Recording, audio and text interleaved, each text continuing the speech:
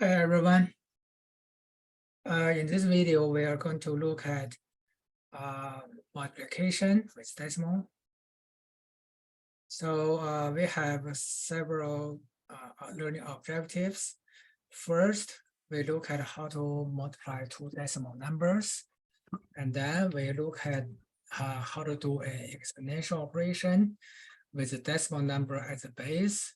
Then we look at how to convert a regular number into scientific notation, and also backwards from scientific notation to standard form.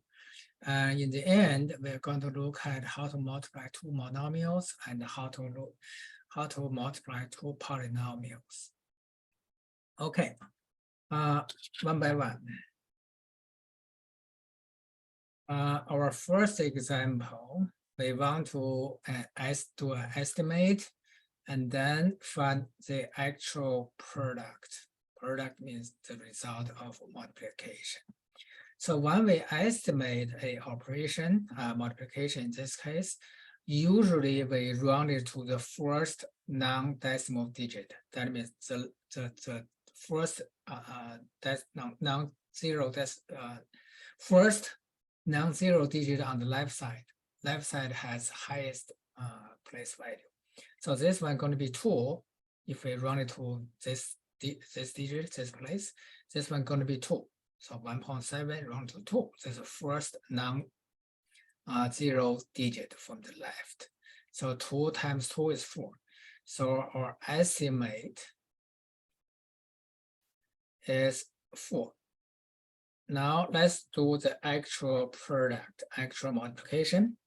When we multiply two decimal numbers, it's very similar to multiplying whole numbers.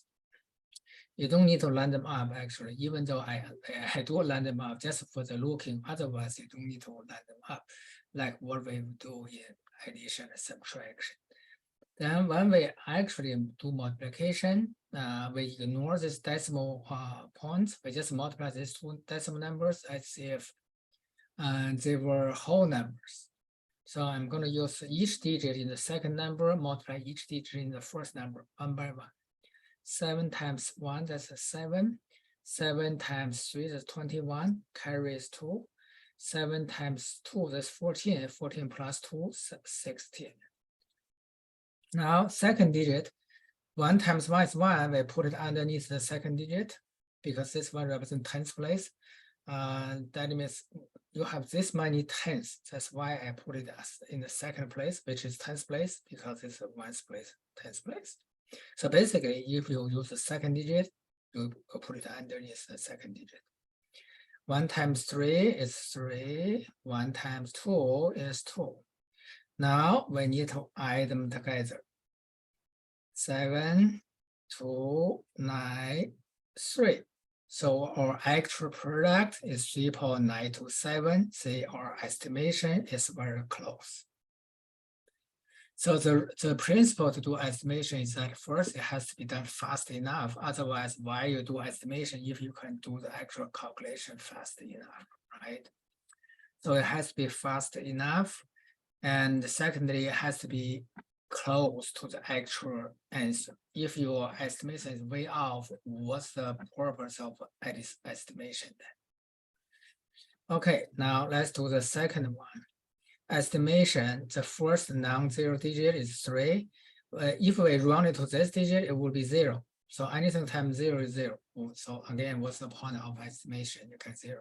So we round it to the first non-zero digit from the left. So this rounded to 4, so 0.4. 0.4 times 3, 1.2. Or estimate is 1.2. Now let's actually do the calculation. Forgot this. Basically, how I get 3 point, this location of decimal point, you count after you do multiplication using whole numbers. You count how many decimal digits you totally have in these two numbers. You have 3, so you move this decimal point from the end of this whole number 3 places to the left. That's how we locate this decimal point. So we're going to do the same thing for this one. 3.04 times 0.35. So we multiply this using whole numbers. 5 times 4 is 20.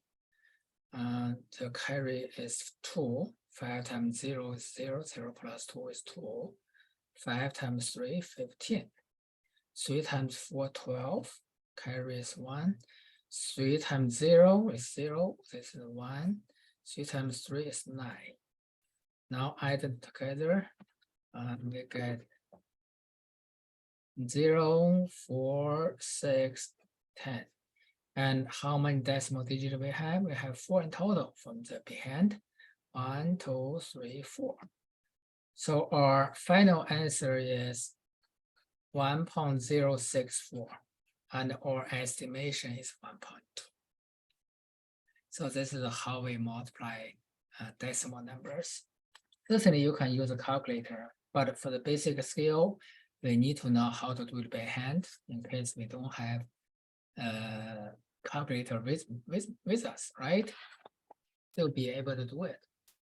Now this is your first exercise problem. All exercise problem, we have answers just below the video in the comment area. Okay, now our second topic, we are going to multiply signed decimal numbers. So we are going to deal with negative numbers in this multiplication. Other than that, there's really no difference. But this time I'm going to use a calculator to do that. There's no difference than the previous one. Only difference, you have a sign, okay? And I take that back. I'm going to do it both using calculator and by hand, just for this one. Since we have this decimal number with zeros after decimal point. Otherwise, there's really no difference. So I'm going to use a calculator first. Notice that we multiply a positive number by a negative number. The result is negative. In a multiplication problem, whenever you have odd number of negative numbers involved, the final answer will be negative. In other words, if you have one negative number in it, or you have 3 negative numbers, or 5 negative numbers in the multiplication, the result will be negative. So let's do the calculation using calculator first. 0.09 times negative 0.051. Say we already know the result is negative. We don't need to input negative sign. So 0.051. So we got 0.00459 negative 0.00459. Now let's do it by hand.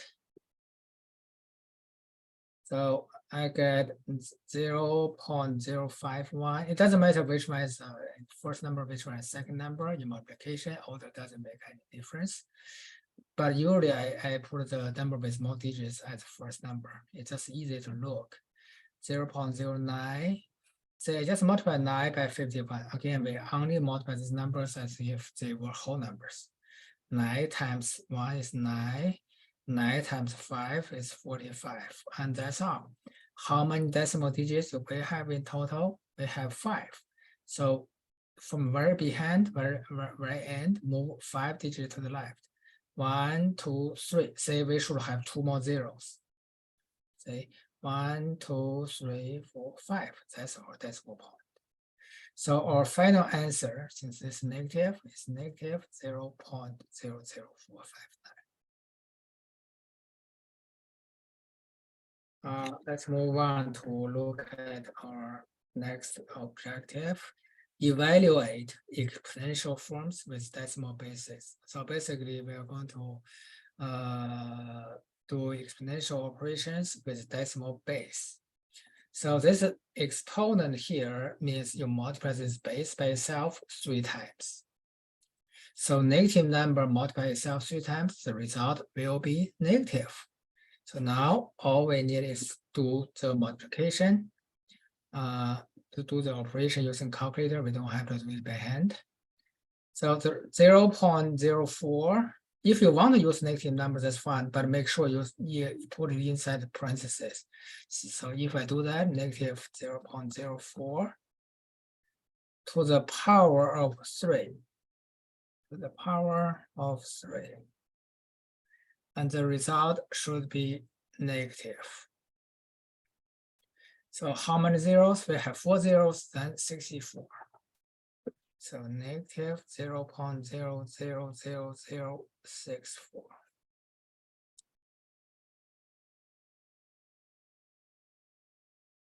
And this is your third exercise set. Now let me mention this is 0 powers. I don't remember. I think we did this before, but I don't remember. So let me mention that. What is the meaning of 0 power? Anything to the power, I think I mentioned that. Now I can recall. Anything to the power of 0 will be equal to 1 as long as its base a is not 0. This is the condition. Other than that, it's always equal to 1. But the reason for that is that 0 power really means something divided by itself. Like 5 divided by 5 equals 1, right? 100 divided by 100 equals 1.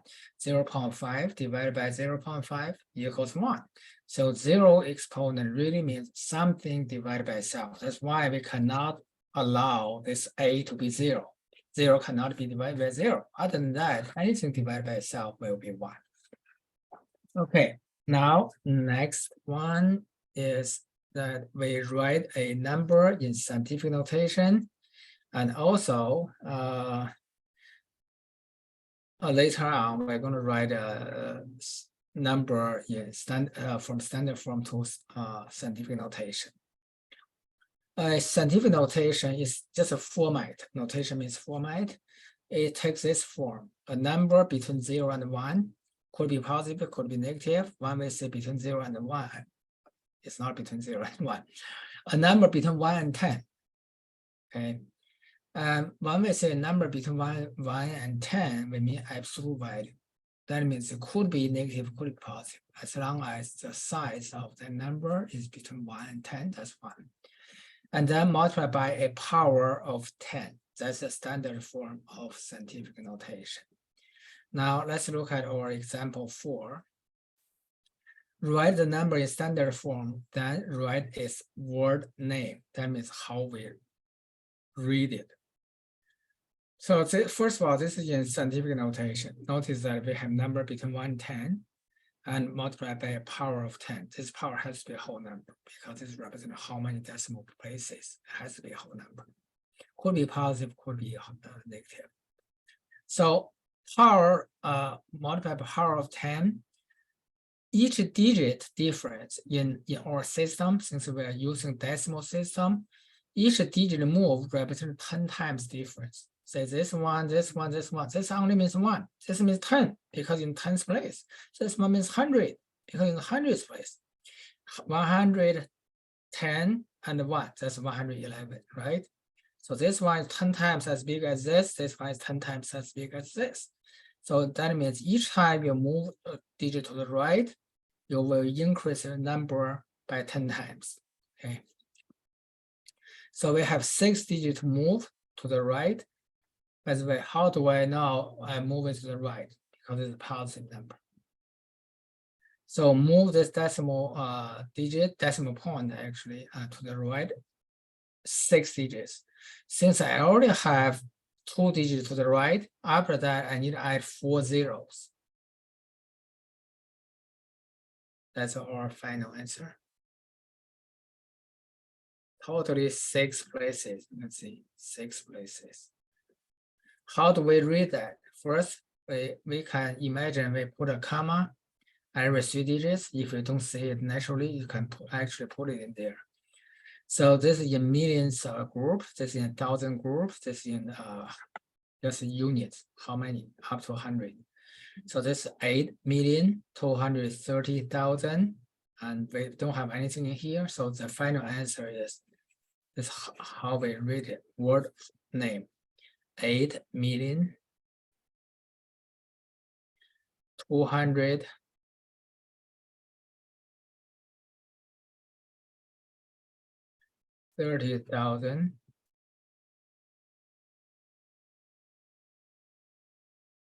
That's it, because we don't have any actual number here.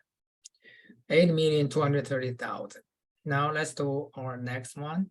Notice that this is also a positive exponent, so we still move decimal point to the right by 9 places. Notice that this number is between, we only look at the positive part, okay, absolute value, between 1 and 10, right? So this is the scientific notation. It's just a negative number in scientific notation. Also notice that this negative sign is not just negative this number, okay? If you read that way, you're wrong. It's negative of this whole thing. We write a number in scientific notation just try to avoid write so many zeros. That's the reason we invented this format in the first place, to avoid writing so many digits. Because once you have number who has so many digits, if you miss one digit, that's 10 times difference. In the scientific field, 10 times, even 10% could be a disaster. That's around 10 times, right? That's why we have this very powerful format. Now we move this decimal point to the right 9 places. Since I already have 4 places to the right, I need to add 5 more zeros. So negative 5, 1, 7, 8, 2, 1, 2, 3, 4, 5. So totally 9 places to the right. Now let's see how to read that. This is a 100 group, this is a 1,000 group, this is a million group, and this is a billion group. So this is how I read that, negative. Don't read it as a minus, because the minus has to be between 2 numbers. It's just 1 number. Negative 5 billion 100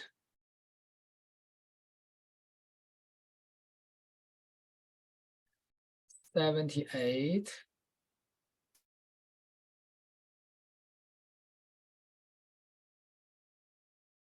thousand. This is billion, this is million. 200,000.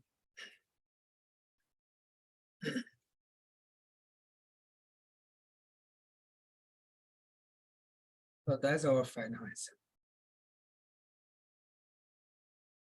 Now this is your exercise. Now our next example you can see is reverse this process. We're going to write a standard a number in standard form in scientific notation.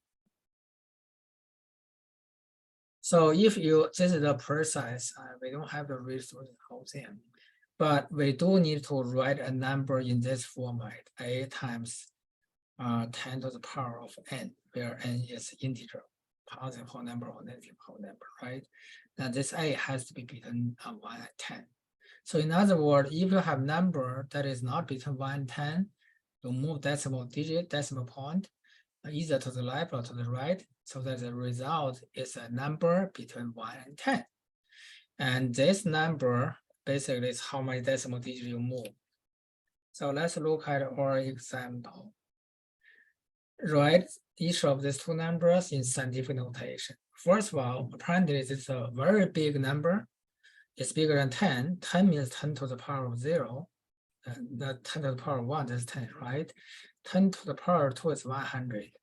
For all of the positive numbers, the result is at least a 10. Okay, so what that means? That means is that if you have a whole number bigger than 10, you're going to have positive exponent. This is how you determine whether your exponent is positive the whole number or negative whole number, by looking at if the original number is bigger than 10 or not. Apparently it is bigger than 10, way bigger, right? But we need this number to be between 1 and 10, which is 4.17 for sure. This is the first part of the notation. But how do we get here? We have to move decimal point for a whole number. Decimal point is at the end. How many digits we have to move to the left? 3, 3, 3, that's 9, 10, 11. We have to move 11 places to get to this location for the decimal point. Now, some students, when they learn this, depending on who you learn it from, they try to remember whether it's positive or negative by moving this decimal point to the left or to the right. And there's a small problem with that. I'm not saying it is wrong. It is not wrong, but it's a small problem. Over the time, how could you remember negative is associated with moving to the right, for example, or positive is associated moving to the left? How do you remember that? Over time, you're going to forget that. This is the truth. You don't need to remember, just look at it. If you forget, just write it yourself. All of the numbers bigger than 10 will have a positive exponent. Okay, apparently this is bigger than 10, so positive 11. Next one. And we need this decimal number to be, a decimal point to be behind 2, so that we have 2.9173. We don't write any zeros after the actual number in scientific notation. Now, how do we get here? We move 3 digits, 6 digits, exactly 9 digits. Is that positive 9 or negative 9? The answer is still positive 9.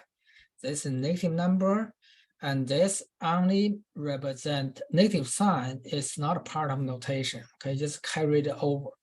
This you write this number into scientific notation. Apparently, this number is bigger than 10. So that's why this is positive, and you carry over this negative sign. So that's our answer. Exercise number 5.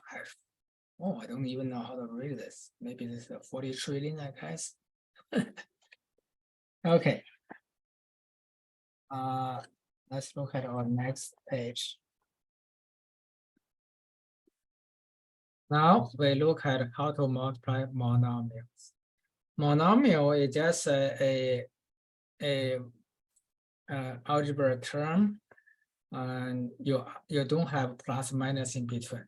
Just multiplication between numbers and variables. You could have more than one variable in one monomial. You just don't have plus minus in between.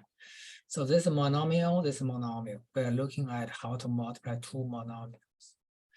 How do we do that? Basically, we use this formula: a to the m times a to the n equals a to the m plus n. In other words, if you have 2 exponential operations, as long as they have same base, the result will have the same base. We just add exponent together. So when we actually multiply them together, we multiply number by number, variable by variable, because order doesn't matter. You don't have to use 2.1 times 3.4 or 2.1 times y to the 8. It's just a multiply number by number. So we are going to use calculator.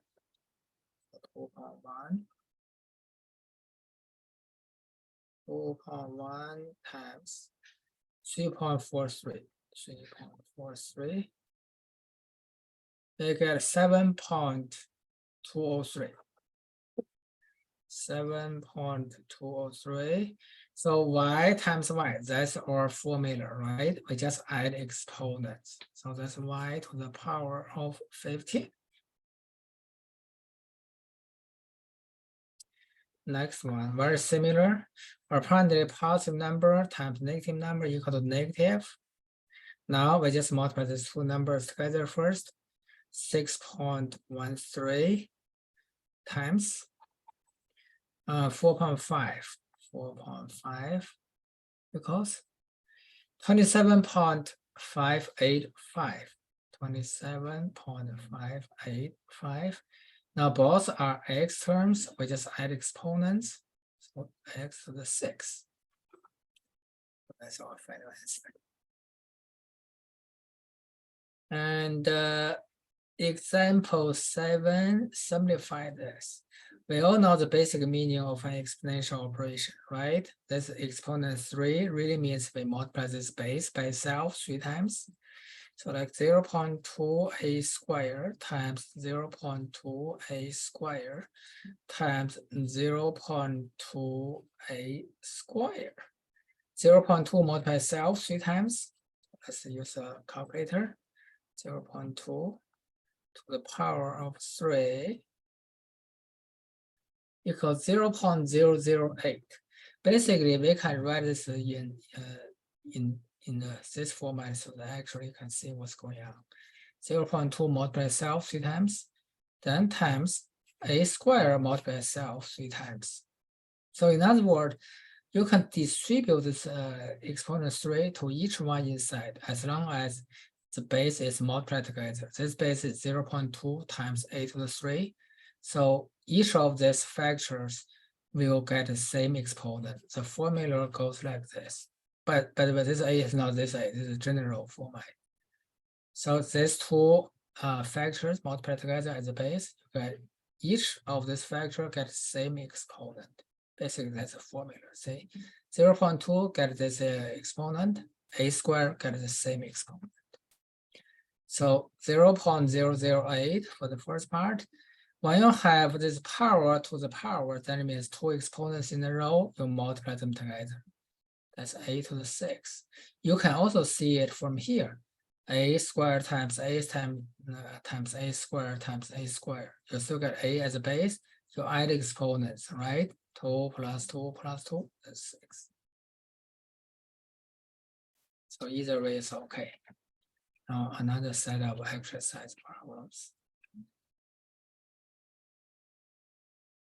Now we look at how to multiply polynomials. Multiple polynomials no different than multiple monomials. Basically, use this monomial times each monomial inside this polynomial. In other words, distribution. So I'm going to write it out in the first one, in the first example of this part, and the rest we just do distribution. So 4.2x squared times 5x cubed. Then distributes the same monomial to the second term. Positive times positive, still positive result. So 4.2x squared times 9x. Next one, positive times negative is negative. Remember, when you reach this term, these two are already gone. They disappeared. You only have -7 left because these two already become part of the result. So positive times negative is negative. 4.2x squared times 7. Now let's look at our final answer. 4.2 times 5, this should be 21, but let's just use the calculator to make sure. So 21. 21, this is 2, this is 3, add them together, that's 5. 42 times 9, 4.2 I mean, times 9. 37.8 plus 37.8 x squared times x, that's 1, so x to the third power. 4.2 times 7, 29.4, so minus 29.4x squared.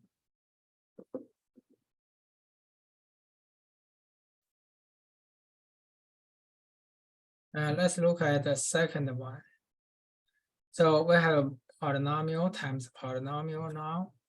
Basically, use each term in the first polynomial times each term in the second polynomial. It's distribution. So it's 3.1n times 1.7n distribution. Then next one, positive times positive, still positive. So 3.1n times 6.5. Now, to the second term, which is -2, when we finish 3.1n, it is gone. You only have -2 left. So negative times positive is negative. -2 times 1.7n.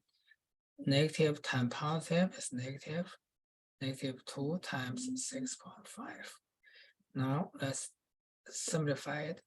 3.1 times 1.7. 3.1 times 1.7, 5.27, 5.27 n squared, n times n is n squared. Now plus Let's do this on the side because both are n terms, these two can be combined. But let's multiply the two numbers together first. 3.1 times 6.5. 3.1 times 6.5. We got 20.15. So 20.15n. Okay, let's put it on the side first. The other one is 2 times 1.7, that's a 3.4, but negative 3.4. And these two need to be combined because they are like terms. They have exactly the same variable part. We call it like term, we can combine. So we're going to use 20.15 minus 3.4.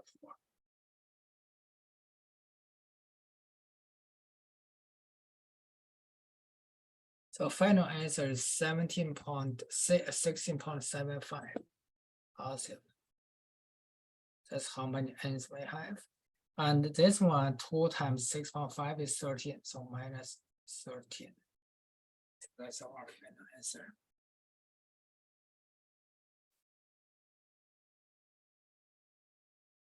And this one actually is a formula. If you don't say it is a formula, you just do it like what we did here, do distribution. But let me mention this formula. Formula goes like this: a plus b times a minus b. If you look at the structure, this a, this is b, this is a, this is b. They're exactly the same thing. Only difference, one in between is plus, the other one in between is minus. Same thing here. This is our a, this is our b. One is plus, one is minus. The formula says the first one squared minus second one squared. Now let's just do distribution to see if we get the same thing. We are supposed to get 0.6t squared because that's our a, minus 1.4 squared, that's our b. Let's see if we get this by doing distribution. So 0.6t times 0.6t. this is positive times positive, still positive. E times 1.4. Then this one, negative 1.4 times 0.6t. Negative 1.4 times 0.6t. Then negative 1.4 times positive 1.4 is still negative 1.4 times 1.4. Now let's see what we get. Anything times itself is a square, right? Anything times itself is a square. Now let's look at this two. This is plus 0.6 times 1.4t. This is minus 0.6 times 1.4t. These two cancel. They are exactly the same. Remember, in multiplication, order doesn't make a difference. 2 times 3 equals 3 times 2, right? So what is 1.4 times 1.4? That's 1.4 squared. And this is a minus. This is negative. They got the exact same thing. So if we can recognize the structure, you go straight from here to here. It's way easier. But nonetheless, it can still do the distribution. So 0.6 squared itself is 0.36 t squared.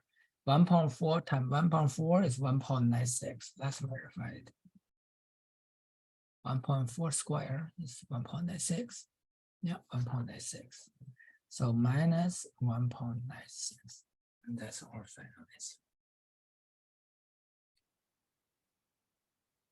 And exercise. Now we have a last page. Last one. This is solve application problems. Basically just multiplication. Example 9, a seafood market has salmon priced at $9.89 per pound.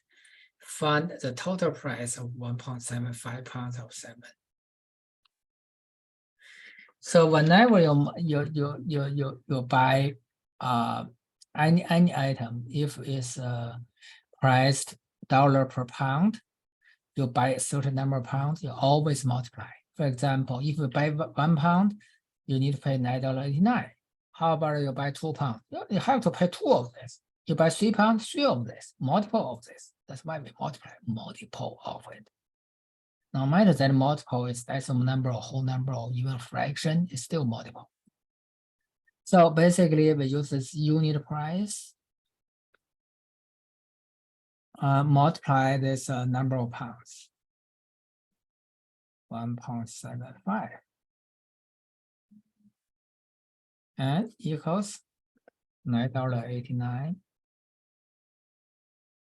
times 1.75. $17. This is the money. We have to round it to cents. So that's why we keep 3 decimal digits before we round it, because cents is in the second decimal digit. So since it's 7, we round it up. So final answer is $17.31. That's the total price. And this is your final exercise problems, 2 of those. And that's all for this video. See you guys in the next one.